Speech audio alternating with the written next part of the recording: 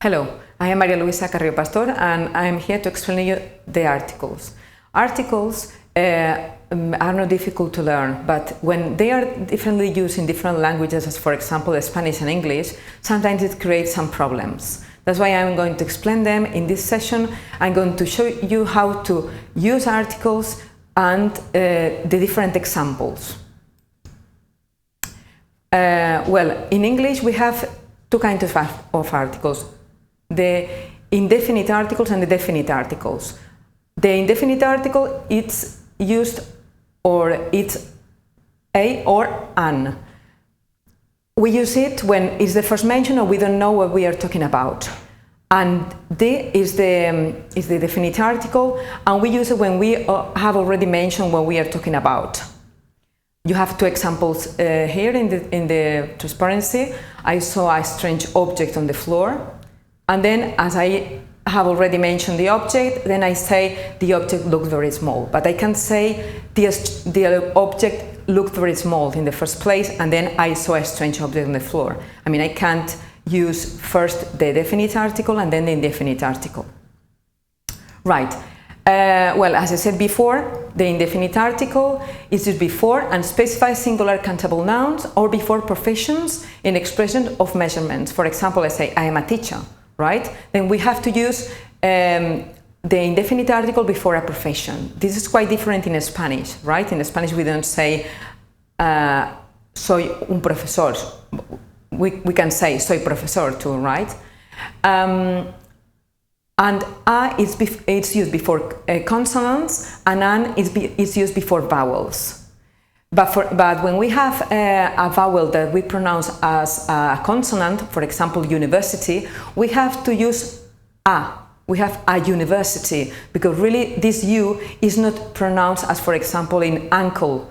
And in ankle, we say an ankle, because it's not pronounced as a consonant, it's pronounced as a vowel, right? Then you have to differentiate before, when we use a before a consonant and before vowels.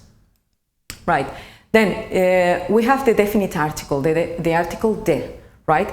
De is used before a specific noun that we have mentioned before, when it's clear what particular thing or place is meant. For example, we say the bank, the post office, etc. And when two nouns are joined with of.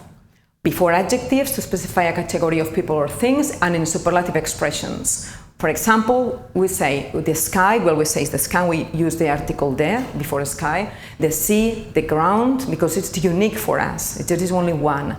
The country, the same, the radio. But pay attention, we say television, we don't say the television, right?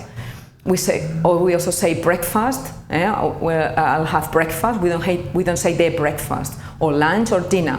We say I go home, right? Or I go to bed. Or I go to work. We don't use the article before these words, right? There are exceptions. Then you have to pay attention to these words. We use the article in public places when you visit them, and without the article if you are there working or studying. For example, you say, my parents went to school, right? Because they were there, they are teachers. But if, for example, your parents don't work there and then they have to visit your teacher, you say, my parents are going to the school, right? This is the difference, when you work in a place or when you don't work in a place. And remember that they is used for plural and singular nouns. But a is only used for singular. The indefinite is only used for singular, and de is used both for plural and singular nouns.